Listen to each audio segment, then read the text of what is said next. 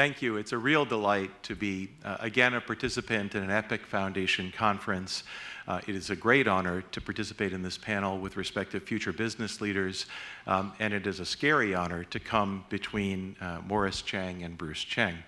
I have two simple observations that I would like to make about the future of management leadership.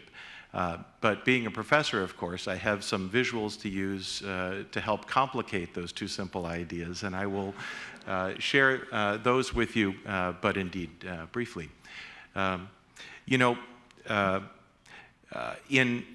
we look at the future of business leadership, I'd like to make two kinds of observations. One is about what business leaders should know how to do, and second, what business leaders should be or become.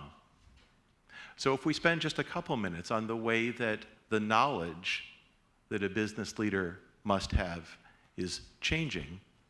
I am no historian of business, but I think it is useful to start with the conceptions that we have of what management is and what managers do and what managers know. And when the world began to become serious about understanding management, the conception of management about 100 years ago is that you were a manager of a commodity. You managed cars, you managed soap. That's what you knew how to do. And that conception of management changed fundamentally, not to leave the understanding of the product or service, but to add to it the need to understand the institution that you were managing within the economy. You were a retailer, you were a wholesaler, you were a manufacturer, you were a farmer. That again changed between the 1950s and 1990s to a conception that management really was the management of a certain kind of function within business. So you managed accounting, or you managed marketing, or you managed finance, or you managed strategy. Again, not leaving those other two perspectives, but adding some complexity to it. And if you look at the kind of bases of understanding that drove business leaders' decisions, what it is that they thought that they knew, and how they went about making decisions, there was, of course, conventional wisdom coming from practice. And increasingly, from the 1960s to the 1990s, there was a great reliance on generalized knowledge coming out of social sciences, mathematics, computer science, and so on, to provide a basis for understanding business decisions that applied a certain function within a certain institution to a particular commodity to hopefully manage that well. So if we start with this conception of business, then the world had become quite complex by the 1980s and 1990s with respect to management decisions. And you saw management knowledge codified within this realm of a dashboard approach or a very complex set of dials that business leaders, CEOs, senior managers were imagined to need to know. This happens to be the cockpit of the space shuttle Atlantis, but it could be, any analogy that you like for a complex system with lots of dials that simply need to be managed well. And that was not just wrong, but wrong-headed.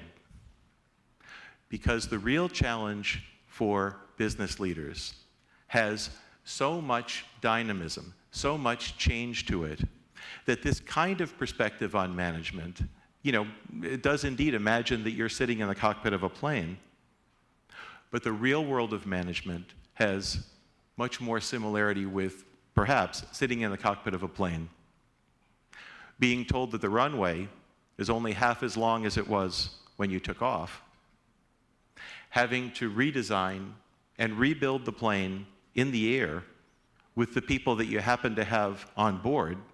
And by the way, we're running out of fuel.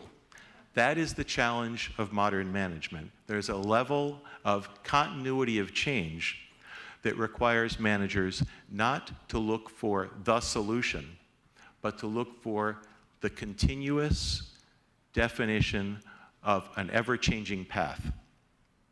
There's a great old saying by Peter Drucker, business has only two functions, innovation and marketing.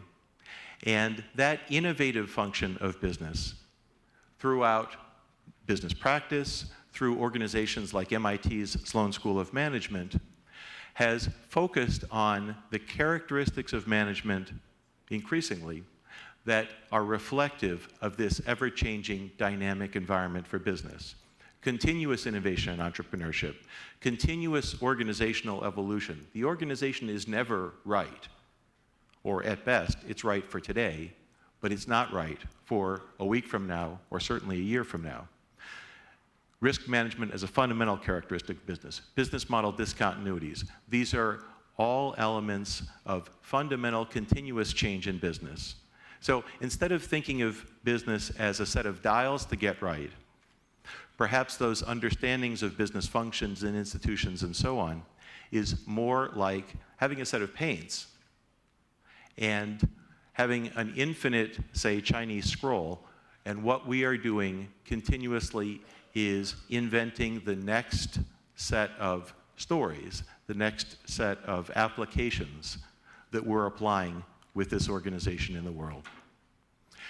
There's another set of aspects that I'm going to touch on for a few more minutes that relate to new challenges in business, and that has to do with management going beyond the company. Again, what Peter Drucker was thinking about when he talked about marketing in its broadest sense. Managers increasingly don't have responsibility only for what happens inside the organization, but have responsibilities for the broader connections that the organization has in the world.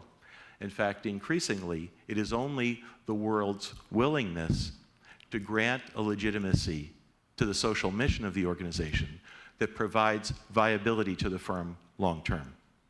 And the active understanding of what we know, what we do, to those relationships that go across and outside the organization is a fundamental change in management for the current period, the next 10 years, relative to 10 or 15 years ago.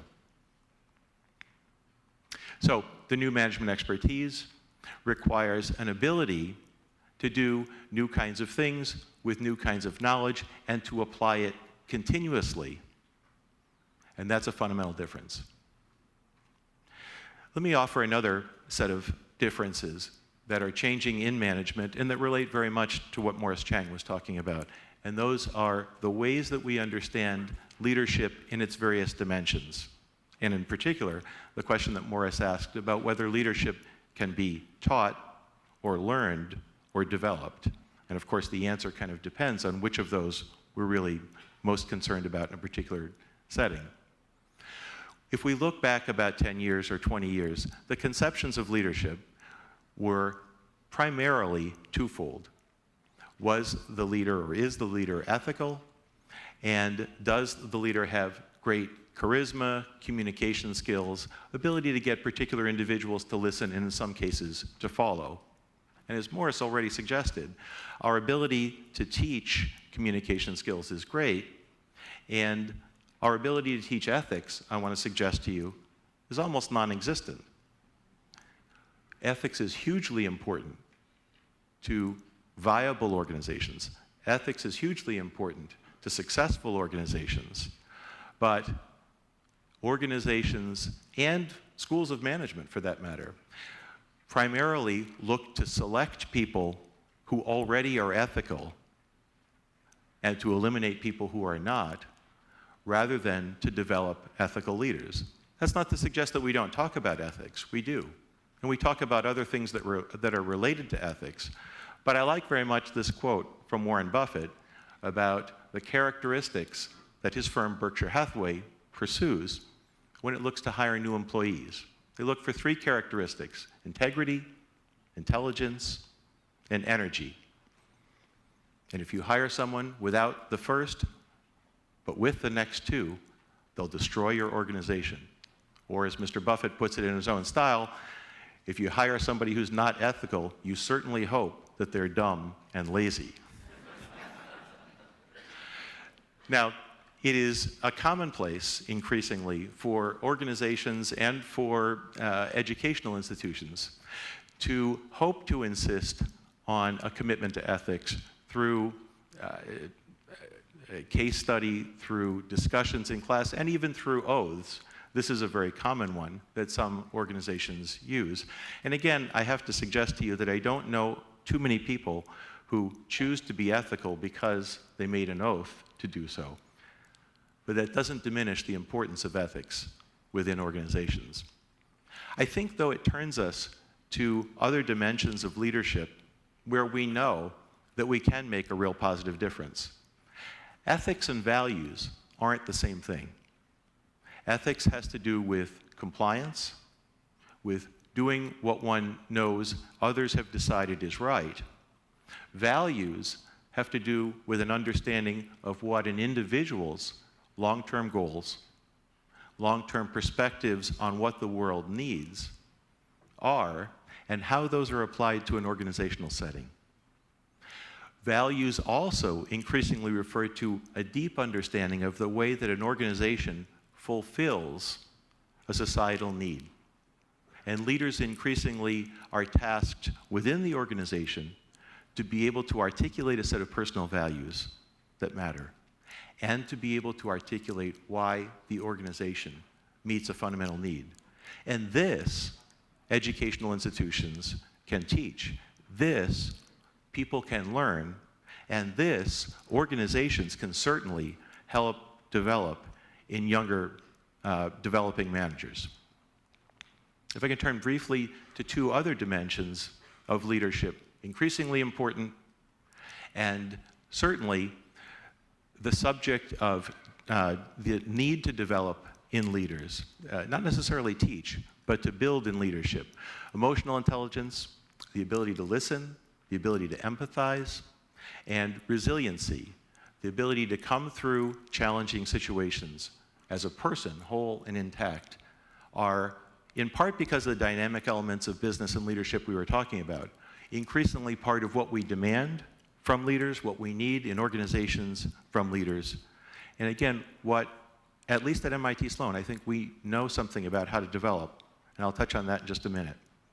And the final point that I want to make, and it is resonant with what Morris was just talking about as well, leadership must be distributed in organizations for two reasons.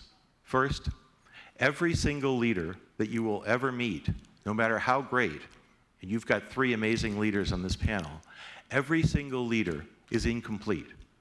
Every single leader will not have all of the leadership traits that an organization needs. And even if they did, as Morris suggests, you need to push the leadership responsibility out in the organization.